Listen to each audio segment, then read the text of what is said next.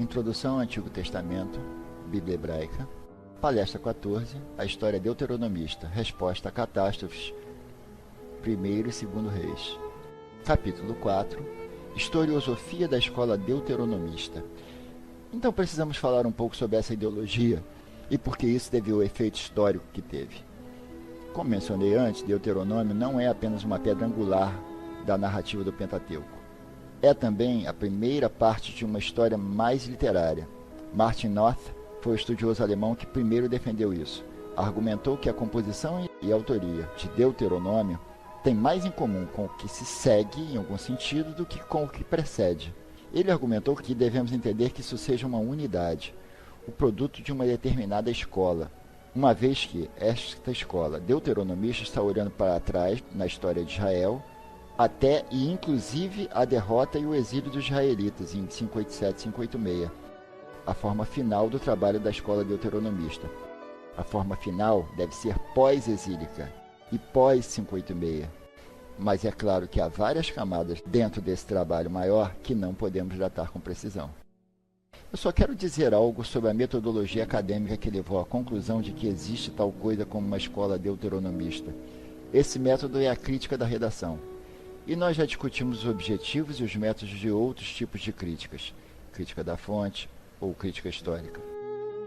Nós conversamos um pouco sobre a crítica da forma e a crítica da tradição, mas a crítica de redação surgiu de uma espécie de cansaço com algumas dessas outras formas de crítica bíblica e sua fragmentação constante do texto bíblico em fontes mais antigas, ou em gêneros mais antigos, ou em unidades mais antigas da tradição, a fim de traçar uma história da religião israelita. Esses outros métodos parecem prestar muito pouca atenção ao texto em sua forma final e ao processo pelo qual o texto chegou à sua forma final. Então, a crítica de redação rejeita a ideia de que as pessoas que compilaram o texto a partir de fontes anteriores, fizeram um trabalho de recortar e colar, um pouco mecânicos, e que realmente não pensaram muito sobre o efeito que eles estavam criando, colocando as coisas em conjunto. A crítica de redação assume e se concentra na identificação da finalidade e no plano por trás da forma final das fontes reunidas.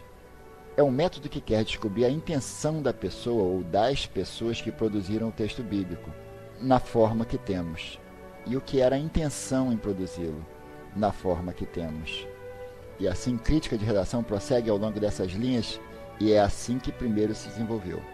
Primeiro, você pode geralmente identificar as passagens de ligação, isto é, aqueles tipos de passagens que juntam narrativas a narrativas, de uma unidade a outra, na tentativa de tornar o texto lido de forma mais suave ou apenas facilitar a transição de uma fonte para outra.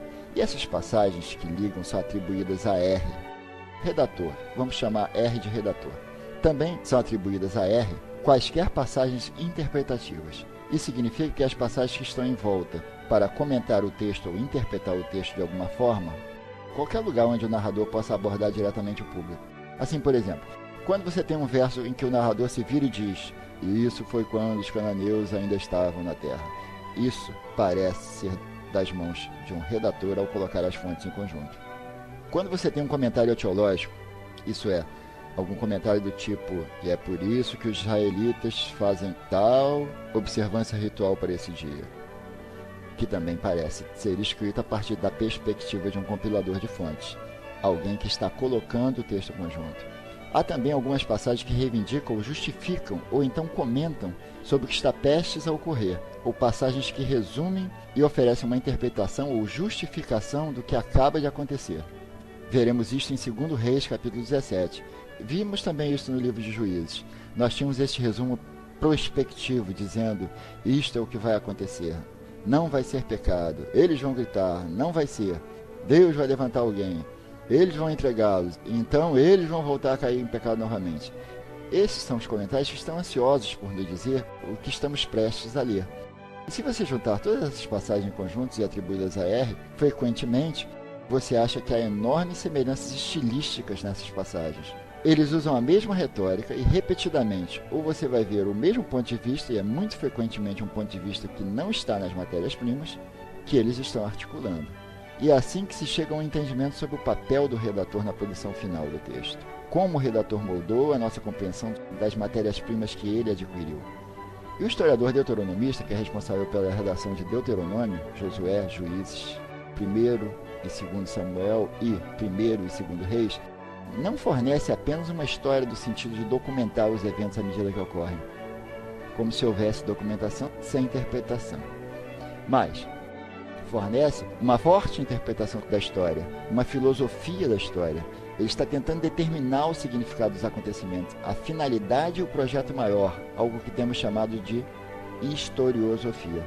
Encontramos a interpretação da história de Israel dos deuteronomistas no prefácio ao livro de Deuteronômio.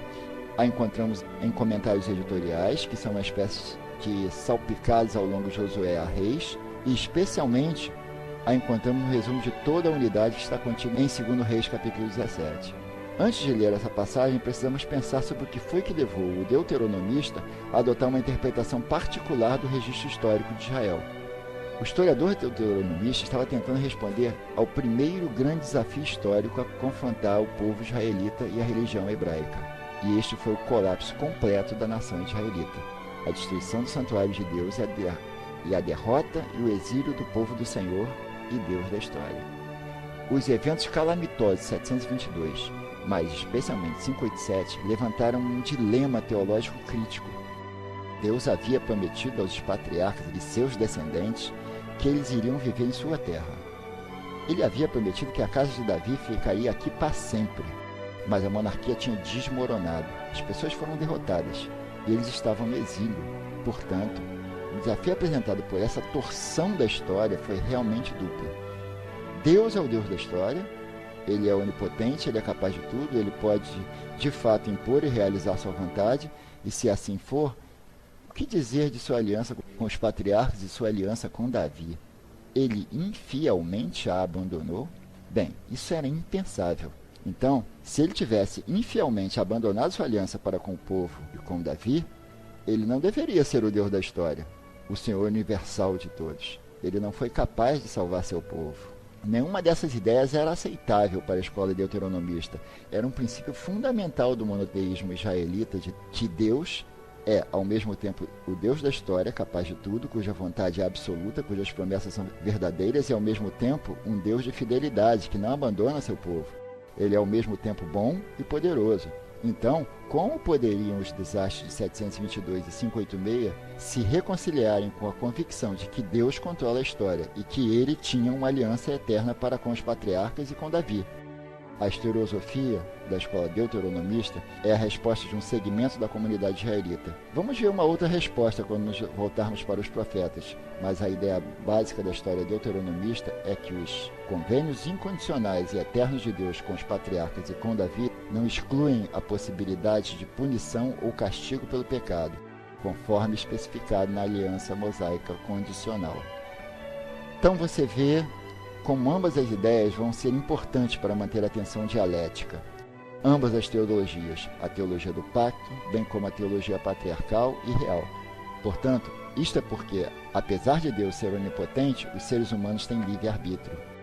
Podem corromper o plano divino. Assim, na história deuteronomista, os líderes de Israel são descritos como tendo a opção de aceitar o caminho de Deus ou rejeitá-lo. Deus tenta ajudá-los. Ele constantemente os envia profetas que gritam aos reis e dizem-lhes o que é que Deus quer deles, mas eles continuam a fazer a escolha errada. Eles pecam e, finalmente, isto traz o outono, primeiro para Israel e depois para Judá. E são os pecados idólatras dos reis que o fazem.